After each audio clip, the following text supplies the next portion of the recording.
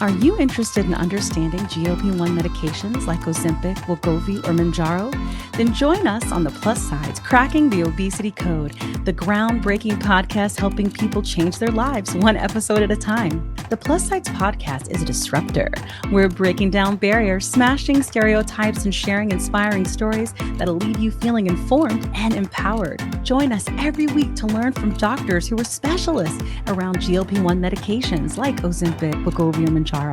They'll provide you with science and facts to validate these incredible stories. But that's not all. We'll also bring you the voices of the GLP-1 Mounjaro TikTok community, real people who face the challenges of obesity-related diseases and disorders and discovered the incredible plus sides of GLP-1 medications. Our episodes are filled with heartwarming stories, laughter, and moments of triumph. You'll connect with our amazing community members who are reclaiming their health and experiencing their fullest lives. Are you ready to embark on a journey of discovery and empowerment? Tune in to The Plus Sides, Cracking the Obesity Code, and together we'll change the narrative around obesity and end the stigma.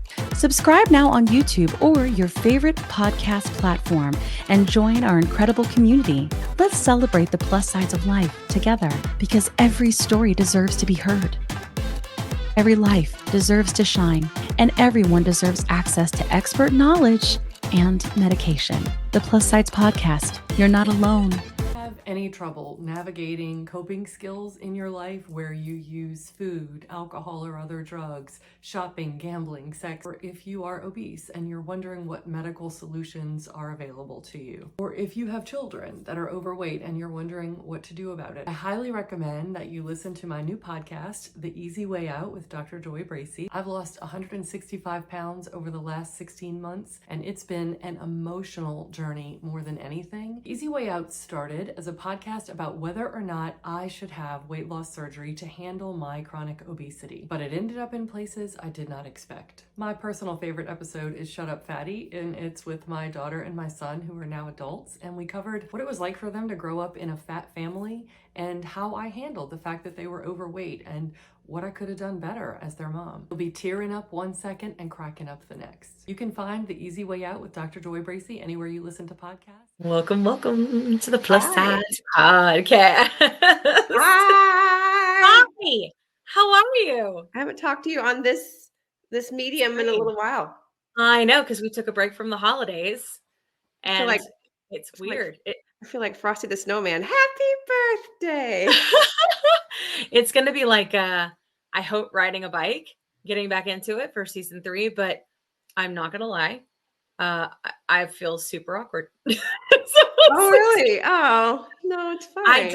I'm so used to, I feel like I just focus a lot on TikToks.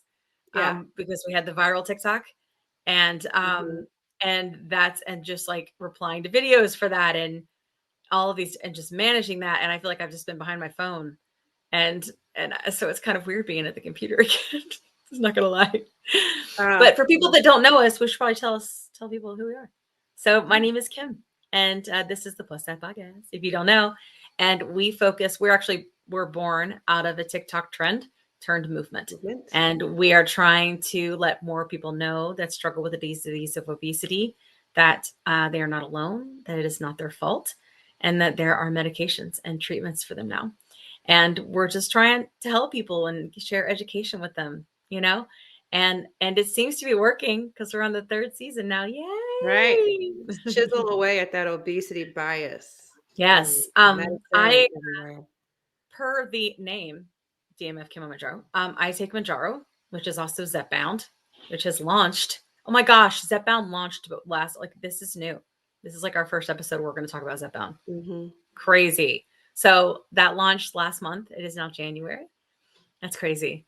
And I have lost at this point 99 pounds, which is bizarre. Amazing. It's bizarre, Kat. It's it's bizarre. It's amazing, and I'm thankful. As a matter of fact, for me, it's more the health stuff than it is anything else. It's the physical and the mental health stuff that matters more than anything.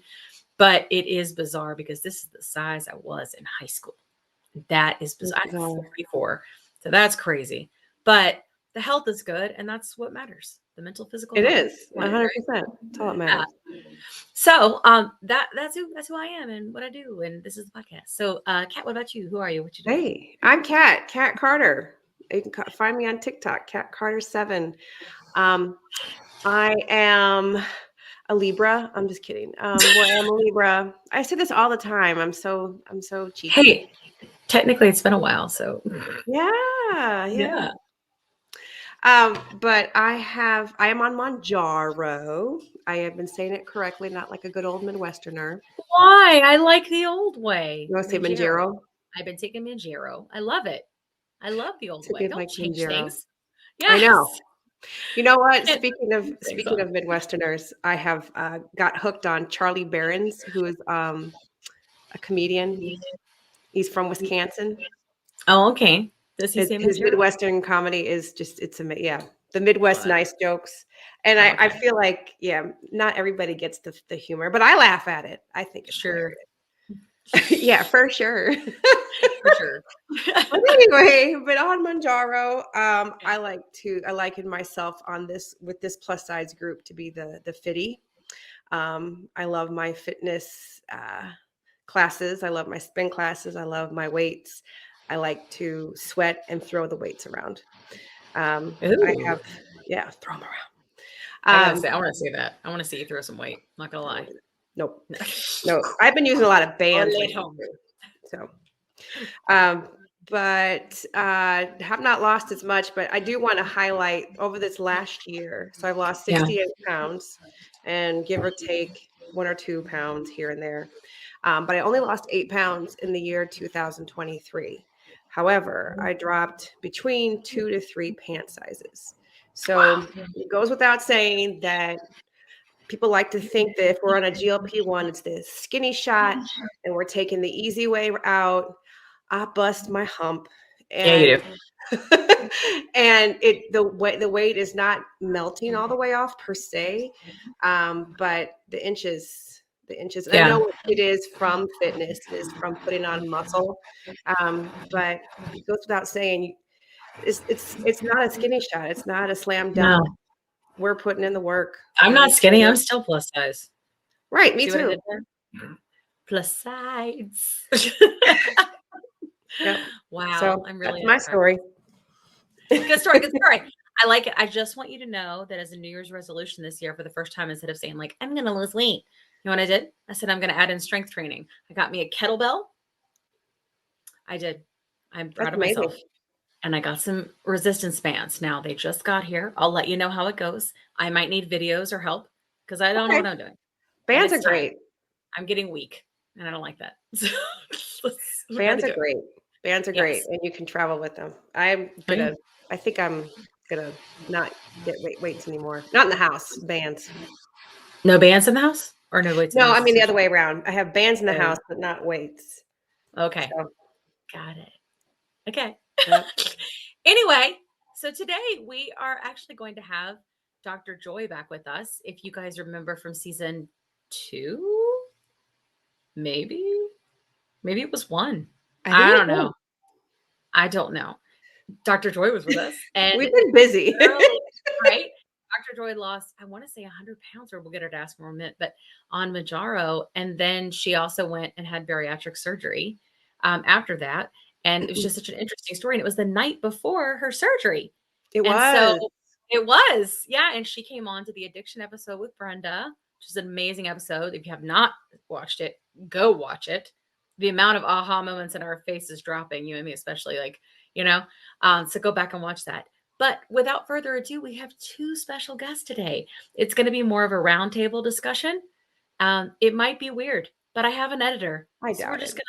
We're going to go with the flow. It's going to be great. We're going to learn a lot. It's the first time back. Like a bike. Let's do this. Okay. Let's invite in our guest.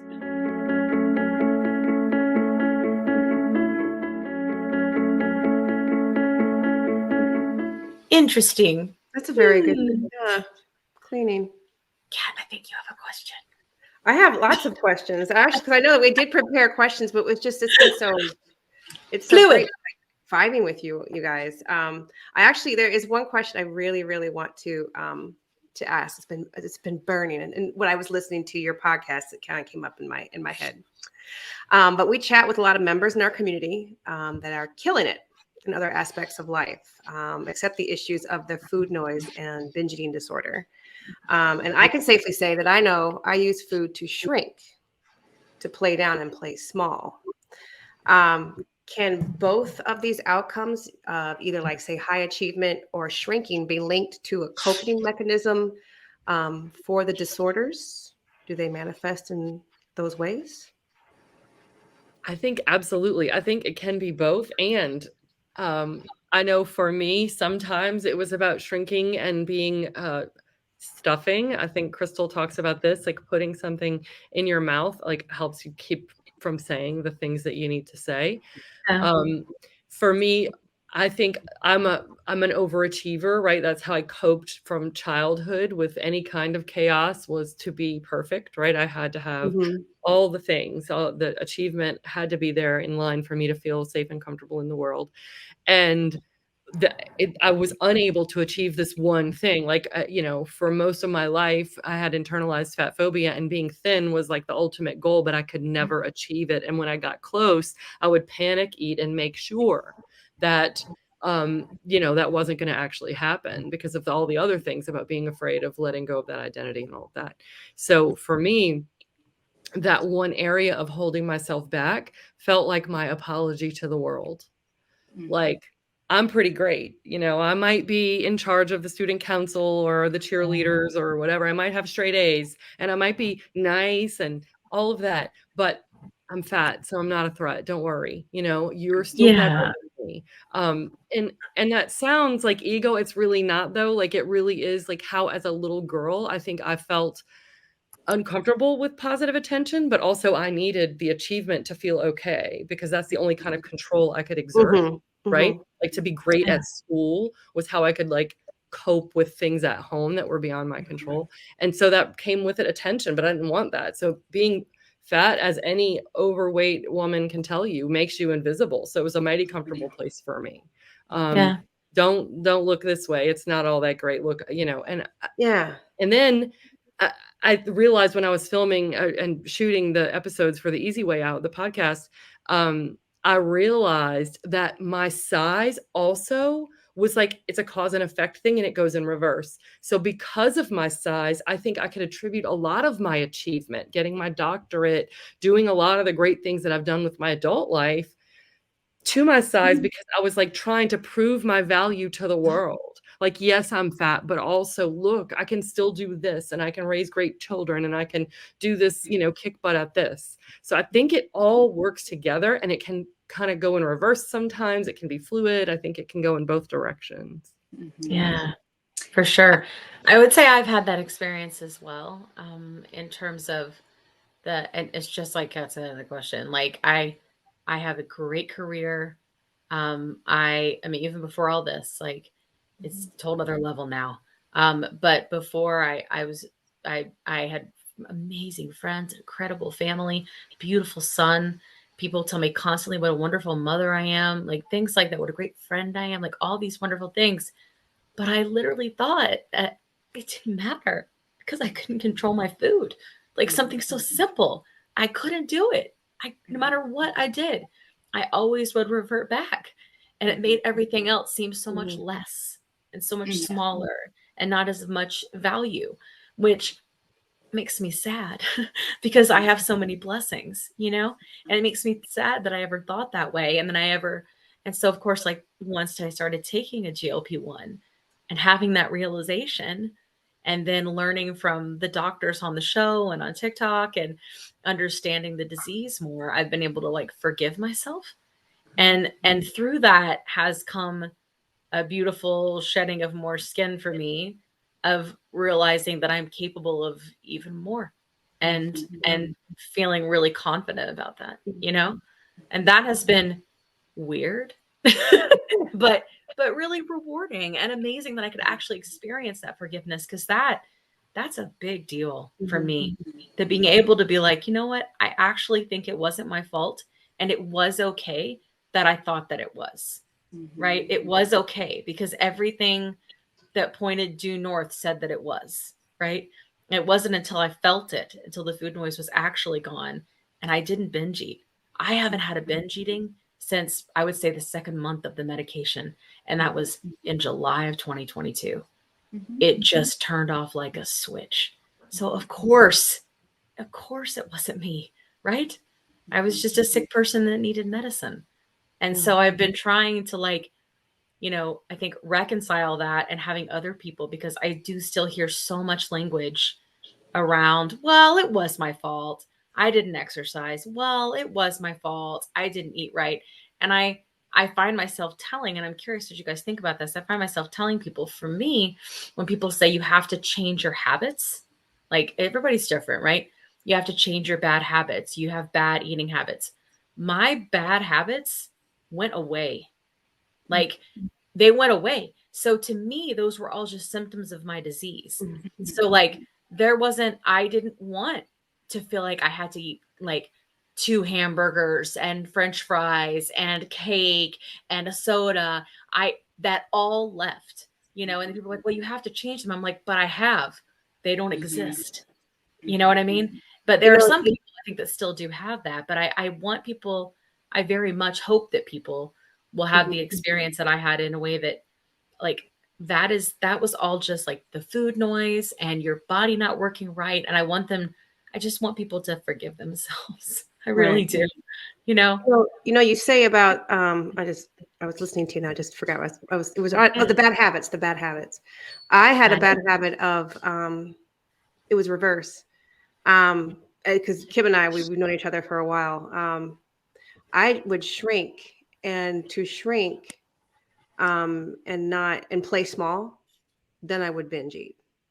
So I am unhappy about my situation in life. But I'm too heavy. I have, you know, a poor self-concept. So I'm going to go binge. So I think sometimes is it a yin and yang? It's like a seesaw between you and I, Kim. Like it's, I'm not playing. I'm working on not playing small anymore. So like it's, yeah. You know, I always tell her, no more shrinking, Kat. Like, if I feel like I see it, I'm like, no more shrinking. Yeah. Well, I love that so much. That was what kind of spoke to me when you were talking, Kim, about, well, I was this, I have this career, I have this son. Those are hats you wear. That's not Kim.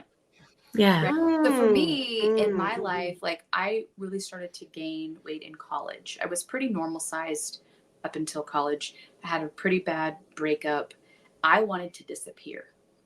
So I focused very much on grades, career, the external things, but I wanted Krystal to disappear. And that's when I started binge eating. Yeah. And I did disappear because I put on a lot of weight. And as we've all said, that's what happens in society. Right. Yeah. And it wasn't until, with some therapy of my own, that I decided, you know, well before surgery, truthfully, that I needed to reemerge. Right. Doesn't matter if I was now a therapist, doesn't matter if now I was in a happy marriage and, you know, mom stuff, all that stuff. I was still lost in there. But that reemerging is, I think, those habits can be broken when we are present, because I think there was such a disconnect between me and my life, because I was just feeding myself. The habits can be broken when we are present. Yeah. And I do think a lot of times this medicine puts us in a place to receive, like, the work. You know what I mean? Like, I hear that a lot. I don't know if you guys have seen Michaela's video, if you guys follow Michaela. So Michaela is a makeup influencer on TikTok. Yeah. She's huge. Yeah. She's young, but she struggles with BED, and she had been open about it recently, and weight loss, and people were going, she's on Ozempic, and making her feel bad. And I had people tagging me, and they were like, Kim, she needs to see your insulin resistance video, you know? And I'm like, oh, please don't. I messed up that many times, but it's cool. But things like that, because she's young and she doesn't know, but she would say all of those things. I'm doing it the natural way and the right way. And I felt it would be cheating doing it in the other way, and stuff like that. And like, I felt like everybody wanted to say to her, like, Michaela, try this, but I don't feel that way. I feel like I think everybody has to kind of discover this in its own time. It's kind of hard not to just jump in and help everyone, but the language that she used, about like doing the work with, I guess Overeaters Anonymous, I guess is probably what she was referring to, like the therapy piece. Mhm. And I just wanted to say to her, this put me in a place to receive that work, right? Like I wouldn't have been able to hear it or implement it or any of those things before Right. now, because my body would constantly fight me, right? Which of course then fights my mind, and then any of the work that I do, right? So I hope that if anybody hears this, like the being able to cure your illness, right? Or not cure it, but treat it to the level of remission, right? And then it puts you, and I don't know if you guys have had that, but for me, I've been able to do so like mental gymnastics, because I've been like, oh, like, and all these realizations and changes. Have you experienced that either with the medicine, without the medicine, with surgery, anything? Yeah, so for me, both and. Yeah. So yes, having gastric bypass forces you to eat less. Taking GLP-1s forces you to not be able to eat as much or want the same things.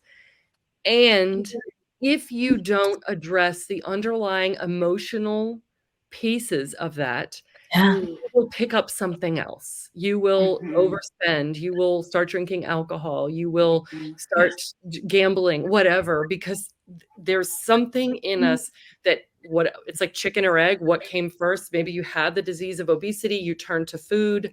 And so that gene expression was activated. And so then you have this round robin of turning to food or binge eating, but also there's the biological piece. And so if you don't figure out, like for me, for example, at weddings, I was always obsessed with the cake. And then I had a lot of shame about how obsessed I was about when are they going to cut that cake and how much of it can I eat and how am I going to sneak 2 pieces. Food And I advice. home Your wedding cake is always so dry. I'm just kidding. well, the next day with chocolate Yeah, ice that's the right wedding. on. So like, but how can I do that without shame? Yeah. And what I learned through this process is that I'm actually just really socially uncomfortable at big gatherings with people that I don't know that Same. well. And so I turned my back on myself completely by saying cake, cake, cake, and to treat the discomfort that I was feeling without ever acknowledging it. But now I know, like in advance, like, I don't really love that. And so unless I really, really love the people that are going to be there and the couple that's getting married, and I can take care of myself in the process, then I'm not going. And I have no shame in the fact that I turned to food for so long. I only am sad that I turned my back on my true self and my true feelings and needs in favor of quieting it with food. I never even let myself acknowledge what was really going on with me. The food, any negative feeling, I need ice cream. For me, So it was like, it's both and. Yeah. What For about me, you, it was Krystal? like kind of before I had surgery, my binge behavior was when my husband would golf on Wednesday nights, I would be unsupervised. Okay, so our kids are all grown, we have a job. So I'd go to the gas station, get a bag of junk food, go to the park where no one could see me, binge on the food, throw it away there. So no one, no trail, pay cash, the whole junkie type behavior, right? And then I had a therapist look at me and go, could you be lonely instead? And I was like, yeah. I live in a very small town. At the time I didn't have a lot of connections. My husband was gone. And I was like, lonely. But I knew that the food would be there for me. I knew that my best friend would be there for me, right? Totally. Like I said, I hadn't reemerged yet. I was still trying to self-medicate. But when my therapist said that to me, it hit me like a ton of bricks. And I remembered in my training where they say, the antidote to addiction is connection. Right? Oh, yeah. And like of all kinds addiction. And so I set about not just trying to connect with other people in my town, family, whoever, but with myself. And that's when I started to reemerge, because I was like, I have lost my fundamental connection to me. And it was like right between the eyes. Wow. That's fascinating. It's interesting about like the whole idea of transfer addiction, right? I for sure thought something like that would happen to me. And I was like, it hasn't and hasn't. Here's the thing. Yes, it has. So I'm addicted to TikTok, and it's not in the way that you think. Mm-hmm. I'm addicted to TikTok because I went and started a business within TikTok because I was becoming an advocate and I was trying to create connection, right? Mm-hmm. And through that, because that's what I do. Like, I'm a marketer, right? That's what I do. It turned into this, like, cause that's me, right? Business Kim, right? And so I often try to tell myself, and I'm like, is it okay that I'm doing these things as long as I'm drawing boundaries? Even though I do it, if you look at it a lot, right? As long as I'm drawing boundaries and things like that, is that okay? Is this a negative replacement? Is this a positive replacement? Because now I'm this like advocate and activist, you know what I mean? Like, and that's what I've sort of like emerged through this transfer addiction. And I think at first for me, the transfer addiction for it was the connection to others like me, right?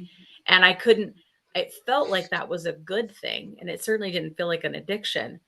But I've literally morphed that into a podcast, right? Where I surround myself with these people who are like me, and I hang out on TikTok all day long. I mean, I have a regular job and kid and family, and I make time for all the things, but I do them. I can't decide if it's good or bad. I can't. It's kind of both. I don't know. But like, outside looking in, you would look at me like, that girl's on TikTok a lot, you know? But I can't decide. I think that's the only other thing that I've drawn into and become kind of obsessed with, to be honest. Like, I'm constantly pushing and trying to take it further. You have to check in with yourself and say, am I avoiding something uncomfortable right now? Am I doing TikTok instead of dealing with the fact that so-and-so was rude to me today or whatever? So that's how you know. That's how you'll know whether it's good or bad. And it could be both. It could be great sometimes for you, and sometimes you use it to avoid hard things. Well, I think that's what triggered me with Krystal is she said, are you lonely? And I'm trying to think, I feel like pretty much anytime I'm checking in, which is all the time, I think I'm a little lonely and feeling a little lost. And then I go there and I don't feel that way anymore. Yeah. You know, but again, that's because I'm surrounded with my community. So I don't know if that's good or bad, because community is good, right? Like, people ask me in therapy, like, is this a problem? Like, is this thing I do a problem? I always say, if you or someone close to you might say it's a problem, it might be worth looking at. Yeah. Right. Yeah. So, I mean, I'm not fair. Inherently saying No. but you know, no, might makes take a total look sense. at it. Yeah. Hubby said, here's what we're going to do. He said, we're just going to draw some boundaries. He's like, you're going to podcast and TikTok, like full on, full force, Monday through Wednesday. That's TikTok, podcast. Anything else is just kind of like fun stuff that you do because you want to, not because you're hoofing it to grow the podcast, right? Or not because you're hoofing it because you're trying to further the cause, right? That's Monday through Wednesday. The rest after that, it's you and me and the kid and anything else that we do in our family and going places, and putting those boundaries has helped me significantly feel like there's a definition, and my life isn't just TikTok, which is what it did feel like. So I think that that's helped, but I find myself thinking that I feel like other people are probably like thinking that about me. You're getting screen time assignments. Basically, right? I probably need it, to be honest. Like, I have thought about doing that for myself too sometimes, especially because when if I'm working and I'm like, oh gosh, here we go, and I'll just pull up my phone like, let's be present. So I get it. Yeah. And speaking of all of this, I guess would be doom scrolling, right? Is trusting ourselves. And Dr. Joy, you said that in your podcast about trusting yourself. It makes it feels like this kind of segues into it all. Trusting ourselves to not soothe ourselves. What are some of the tools that you utilize to ensure that we can be safe and continue to trust and be safe with ourselves? Yeah, self-trust is, I think for me, it has been one of the top keys to this, because I could not trust myself before because I constantly turned my back on myself. By not acknowledging my needs and how I really felt about things, and deluding myself and convincing myself I was okay with what was happening or whatever. And just totally turning my back on joy, the real joy. Whatever she really needed was just not even in the conversation. And for me, it's about practice. It's about incorporating it in your daily practice. Whenever you think, for example, I know that many of us who lose dramatic amounts of weight, all of us on this podcast, this episode right here, Sure. part of you is afraid of regain, right? You're thinking, Yes. oh God, I can never regain the weight. What happens? Like if you have a bad day, like I had my birthday and like my kids have birthdays after that. So there's just a lot of eating and I'm like, oh God, oh God. But you have to stop yourself and say, I trust myself that if I gain a few pounds because of this or that or whatever, that I'm going to always take care of me. That's it. It's a daily practice. It's reminding yourself anytime fears or doubts creep in, I'm afraid that so-and-so is not going to like me, or that I'm afraid that I'm not going to get this job. You can stop it and say, I trust myself if I don't get this job to figure out what to do. I trust myself. So it's about practice and daily reminding yourself at every turn. Because that is what it is. You don't arrive at self-trust and then stay there. Yeah. Arrive at self-discovery. You don't arrive at fitness, Kat, as you know. Right. No, you don't. now, done. Yeah. Check. You know, it's a daily practice for the rest of your life. So self-trust has to be worked in every day, forever. Forever. I would also add self-compassion. I like to use the analogy, like you would not walk up to a coworker and put a large pizza on her desk and be like, eat that. Right? Like, because you know that would not be good for them. Eat all of it. Eat the whole thing. Right? We have to learn to talk to ourselves and treat ourselves the way that we would treat someone that we love. Right? Yeah. So only bringing things to ourselves that are loving, but not restricting and not, like nurturing ourselves. And I think so many times we would go to the other side of self-punishment. Well, I'm going to do 20 more of those reps because I got to kick my ass today at the gym, whatever it is. You would not force someone you love to do that. Treat yourself with the same level of compassion and goodwill and kindness. I think those are hand in hand. Yeah. Yeah, definitely. I'm absorbing it. Like, wow. It's I took notes down too. It was a super foreign concept to me when it was introduced to me. I was like, I can be nice to myself. Wait, what? Yeah. Right. I'm doing that a lot more now. I feel so much more, I think, confident. And I think that comes back down to like the forgiveness and stuff that we've talked about with Dr. Joy before too. It's been better to do. And like going back to the trust thing, I was just thinking when you were saying that, like me thinking maybe I'm on TikTok too much because I got too many things going on. Right. And then I thought, well, I trusted myself and I went and did the physical, like cleaning the kitchen and mopping the floors and doing the dishes and putting them away and cleaning the sink, like those things. And every time I wanted to go back to my phone, I was like, no, this is what we're doing right now. So I think like I was able to disconnect myself and do that, which there were many moments where I thought to myself that I wasn't going to be able to. I was like, I can't stop. I can't stop. I can't just stop. Yes, I can. I can't just stop. I can't just stop and clean the kitchen. Yeah. You know what I mean? And I think that was like trusting yourself and being kind to yourself. And those things, even though they seem like a chore, were a different type of motion for my mind and my body. And it was good for me. Right. As opposed to like eating the pizza, Yeah. But we are intelligent and resourceful enough that we have kept ourselves alive this whole time. Totally. Right. Like we are powerful beyond our wildest dreams. Yes. Right. So I don't know why all of a sudden we think we can't trust ourselves. When did we lose it? Right. So true. Yeah. Dr. Rudy on the show, he was on the show a few episodes ago. We're talking about hormones and stuff. And I said, he was talking about like, I think there's a lot of forgiveness that people need to do for their doctors and stuff. Like as long as they're moving forward and realizing they were wrong and trying to treat you now, like he was talking about that. And part of me was like, I know, but then I also kind of wanted to smack him, like, because there's a lot of stuff there. You don't just get over it overnight, But he was talking about, I said, I don't believe that there's such a thing as fat and lazy. Every person with obesity I've ever met, once their obesity was treated, they were badasses. They were badasses. Like I don't know how to, like, they are capable of so much. And he said, because they have grit, because they had no choice but to have grit and get back up and get back up and get back up.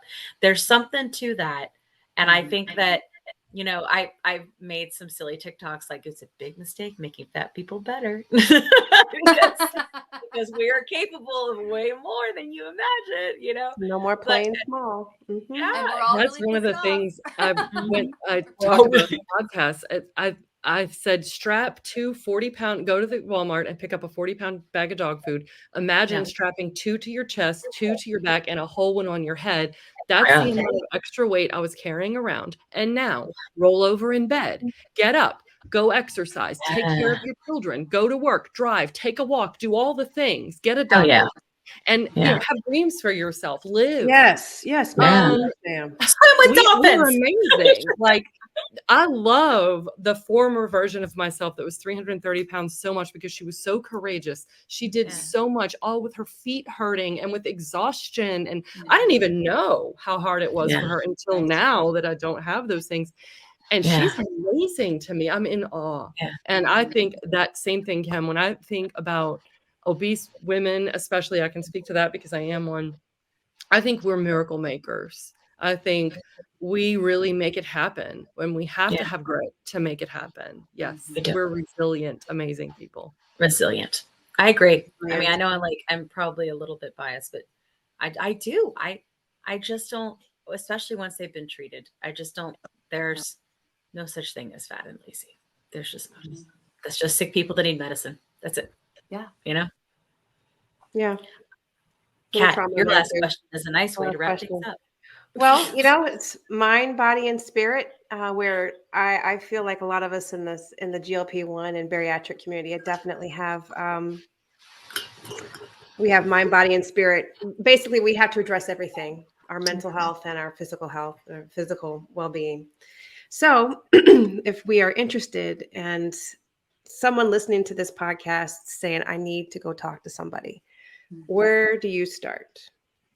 How do you start? Where do you start? How do you start? You know, and now we have telehealth. There's just so much out there. So I wonder too, like, and in that moment, because if we could even break it down a little bit finer, what kind of realization do you have to have within yourself to know what kind of help you even need?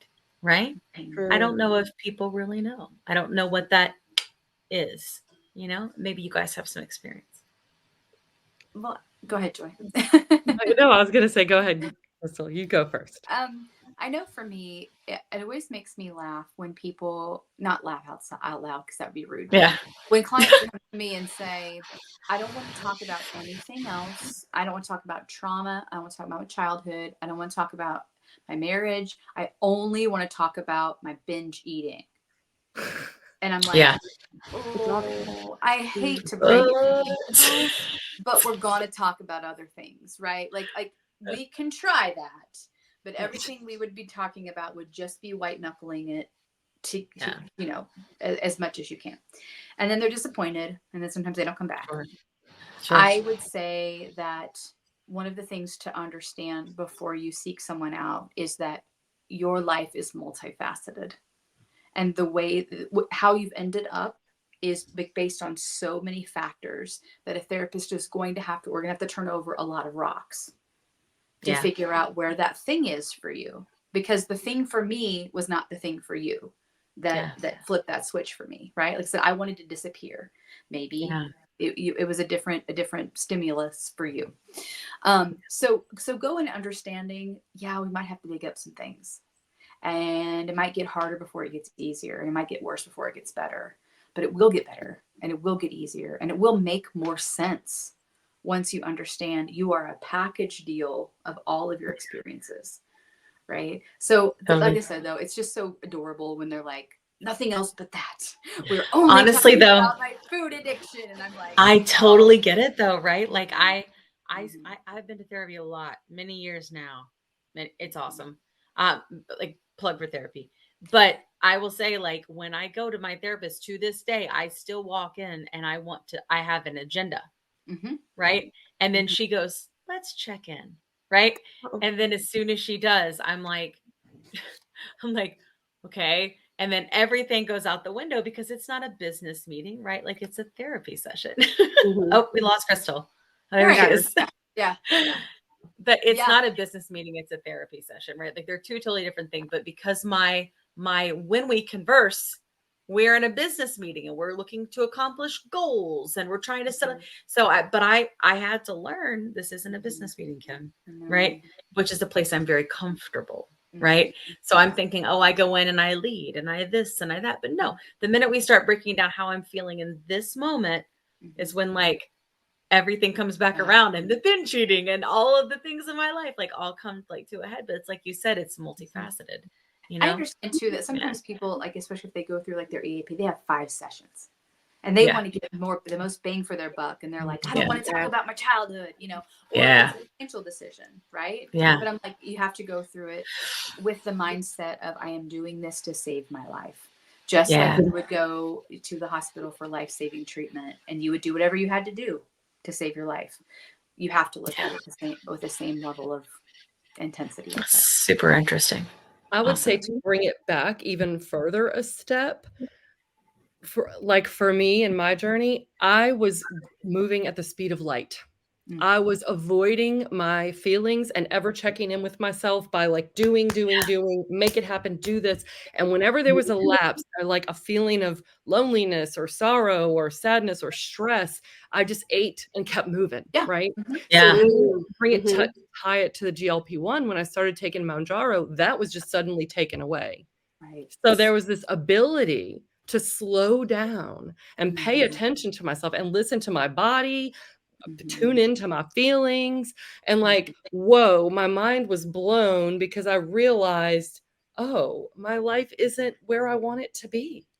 I was just go, force, wrestle the life to the ground. And then when it all slowed down, I was like, wait a minute, like this, I'm not living in alignment with my values. I don't love myself. Like, who knew? So I think that we have to first acknowledge that things could be better.